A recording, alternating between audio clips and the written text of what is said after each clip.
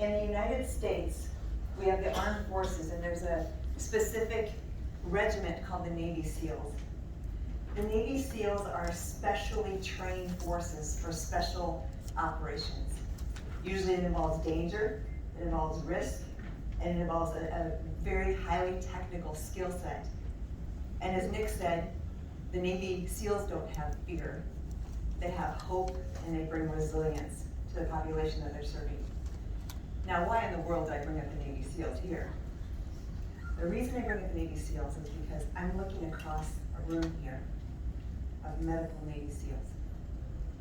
You all are here because you have seen the call of your patients to dig deeper, to find root cause, and to go against many of the things we were taught in medicine. Now, I'm a medical doctor, an allopathic physician, and I love my background, my roots in medicine, and I used good differential diagnosis and some of the very best medicine that I was trained in. But I've stepped outside that box, and so have you. And what we now have is an opportunity like never before.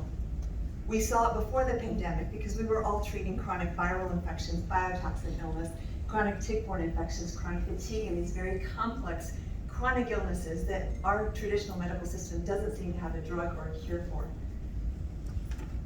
But now more than ever before, since the pandemic, you all are needed. And you know it by the people that are calling your office and the wait list that some of you have, because the patients are desperate for help. And as many of you probably know, like Nick has a story, I have a story which I'll share in just a moment. So many of us came to this field because we hit a wall with what drugs and surgery could offer us. There's nothing wrong with drugs and surgery. I still prescribe medications, and there's an incredible place for that. But there's more. And today we're going to dive deep. Today, this morning, we're going to do is frame environmental toxicity and why I believe that the toxic environment that we live in, and it's interesting, I'll share with you specifics on your country as well as mine, is the elephant in the room that is creating some of the complexity and chronicity of the illness that we see.